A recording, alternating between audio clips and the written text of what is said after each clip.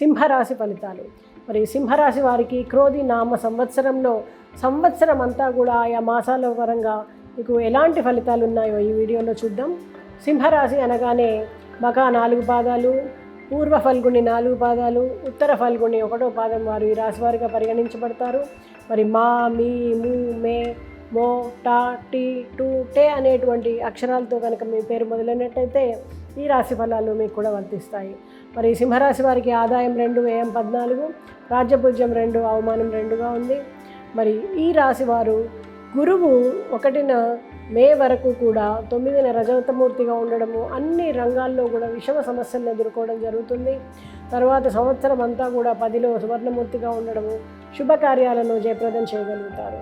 మరి శనీశ్వరుని గమనిస్తే 7లో లోహమూర్తి, కుటుంబపరమైనటువంటి సౌఖ్యం తగ్గుతుంది. రాహువు సంవత్సరం అంతా 8న తామ్రమూర్తి, అనారోగ్యాలు కానీ ఆందోళనలు కానీ ఎక్కువ అవుతాయి.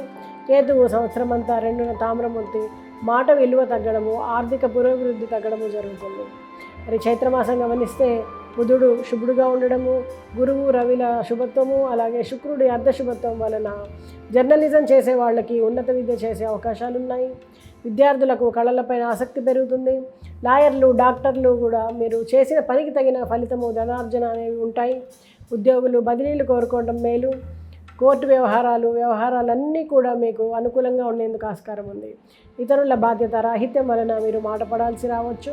మీకు అలాంటి స్థితి మీకు కొంత బాధాకరంగా ఉంటుంది. మరి వైశాఖ మాసాన్ని చూసినట్టయితే బుధుడు, శుక్రుడు, రవి శుభులు, అపూర్వ దేవతా దర్శనము, పుణ్యనది తీర్థ స్నానము మీకు లభిస్తుంది. రావాల్సిన బకాయిలు సమయానికి వసూలవుతాయి. వ్యాపార రంగంలోని వారు అదనపు లాభాలు పొందగలుగుతారు. గృహ నిర్మాణములు చేపట్టగలుగుతారు. విద్యార్థులకు విదేశీలపైన మోజు తగ్గుతుంది. లిటిగేషన్లు మీకు ఇబ్బంది పెట్టవచ్చు. మరి జ్యేష్ఠమాసం గమనించినట్టయితే రవి, బుధుడు శుభులు, ఊహించని సన్నివేశాలన్నీ కూడా మీకు విస్మయాన్ని కలుగజేస్తాయి. నిందలు, అవమానాలకు గురి అయ్యేందుకు అవకాశం ఉంది. వ్యవహార శైలిలో కొంత దాపరికాలు, అలాగే ఆంతరంగిక సమస్యలు వేధించవచ్చు. విద్యార్థుల విద్యా వ్యాసంగానికి అవరోధాలు ఏర్పడడానికి ఆస్కారం ఉంది. మరి ఆషాఢ మాసం చూసినట్టయితే శుక్రుడు, రవి శుభులు, కుజుడు అర్ధశుభుడు, బుధుడు అర్ధశుభుడు. మరి ఈ మధ్యవర్తిత్వం అనేది వహించడం చాలా మంచిది అనుకుంటారు, కానీ దానివల్ల నష్టాలను చవిచూస్తారు. చిన్న తరహా పరిశ్రమల్లోని వారికి పురోభివృద్ధి ఉంటుంది. స్త్రీలు కొంతవరకు ఆవేదనకు లోనవుతారు. చిన్నపిల్లలకు చిన్న ఆరోగ్య సమస్యలు ఎదురవడానికి ఆస్కారం ఉంది. వైద్య, ఇంజనీరింగ్ రంగాల్లో వారికి చాలా అనుకూలమైన కాలం అని చెప్పచ్చు. మరి శ్రావణ మాసం చూసినట్టయితే శుక్రుడు, రవి శుభులు, కుజుడు అర్ధశుభుడు. మరి బుధుడు కూడా అర్ధశుభుడుగా ఉండడం కొంతమంది మాట తీరు మీకు ఆశ్చర్యాన్ని కలిగిస్తుంది.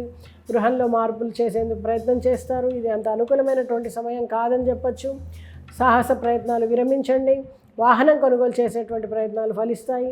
రాజకీయాల్లో ఉన్నవారికి గుర్తింపు, రాణింపు లభిస్తాయి. ఆర్థికంగా మీకు చాలా బాగుంటుందని చెప్పచ్చు. మరి భాద్రపద మాసం చూస్తే కుజ, శుక్రులు శుభులు, రవి అర్ధశుభుడు, బుధుడు అర్ధశుభుడు. మరి శుభకార్యాలకు పునాది పడుతుంది. ఆరోగ్యంకై చేసేటువంటి ప్రయత్నాలన్నీ కూడా ఫలిస్తాయి. శ్రద్ధ పెరుగుతుంది. ఉద్యోగులు కోరినటువంటి ప్రాంతాలకు మీరు బదిలీ పొందగలుగుతారు. వ్యాపారులకు, వ్యవసాయదారులకు ధనాదాయం కలుగుతుంది. ప్రయాణాలని కలిసి వస్తాయి. సైన్స్ రంగాల వారికి ఎక్కువ అభివృద్ధి కలుగుతుంది. మరి ఆశ్వయుజ మాసం గమనించినట్టయితే శుక్రుడు శుభుడు, కుజుడు, బుధుడు, రవి కూడా శుభులుగా ఉన్నారు. మరి ఆధ్యాత్మిక గురువులను సందర్శించడము, దూరపు బంధువులను కలుసుకోవడము, ఆశించినటువంటి ద్రవ్యం కానీ కావాల్సిన వస్తువులను కానీ మీరు పొందగలగడం అని జరుగుతుంది. వ్యవహారాలు, కోర్టు వ్యవహారాలు అనుకూలంగా ఉంటాయి. మీ వాక్చాతుర్యంతో కుటుంబ సభ్యుల మధ్య సంఘీభావం తీసుకొని వస్తారు. కార్తీక మాసము శుక్రుడు శుభుడు, అలాగే రవి అర్ధశుభుడు. ఆరంభించినటువంటి పనులన్నీ కూడా పూర్తవుతూ ఉంటాయి. ఆరోగ్యం పట్ల శ్రద్ధ పెరుగుతుంది. ఆర్థిక విషయాల్లో ఒత్తిడి ఎక్కువ అవుతుంది. భూగృహ నిర్మాణాలను చికాకులు పెరగడం, విద్యార్థులకు విద్యాభ్యాసం కొంత కఠినంగా ఉంటుంది. మరి మార్గశిర మాసం చూసినట్టయితే 12 వరకు కూడా రవి అర్ధశుభుడుగా ఉండడం, ప్రథమార్థం బాగానే ఉన్నప్పటికీ ద్వితీయార్థంలో గ్రహస్థితి కొంత వ్యతిరేకంగా ఉందని చెప్పచ్చు. కోర్టు వ్యవహారాలు చిన్న అవాంతరాలు ఏర్పడతాయి. స్వల్ప అనారోగ్య సమస్యలు బాధ పెడతాయి. ప్రభుత్వ వ్యవహారాల్లో చికాకులు, కుటుంబంలో కలహాలు, నేత్రవ్యాధి, శిరోవేదన, అశ్రద్ధ, అకాల భోజనము సిద్ధిస్తాయి. మాట పడిపోవడం, అధైర్యము, ధన నష్టము మొదలైనవి ఉద్యోగులకు బదిలీలు సక్రమంగా ఉండవు. దీనివల్ల ఉద్యోగులు కొంతవరకు ఇబ్బంది పెడతారని చెప్పవచ్చు. పుష్యమాసం, మరి పుష్యమాసాన్ని గమనించినట్టయితే కుజుడు, బుధుడు, రవి శుభులు. ఆర్థికంగా ఇబ్బంది ఉంటూ ఏమీ ఉండదు. అవివాహితులకు అనుకూలమైనటువంటి కాలము. ఏజెంట్లు, రియల్ ఎస్టేట్ వ్యాపారులు ఆందోళనకు గురి అవుతారు. విదేశీ వస్తువులపైన ఆసక్తి పెరుగుతుంది. నిరుద్యోగులకు సదవకాశాలు లభించినా కూడా సద్వినియోగం చేసుకోలేకపోతారు.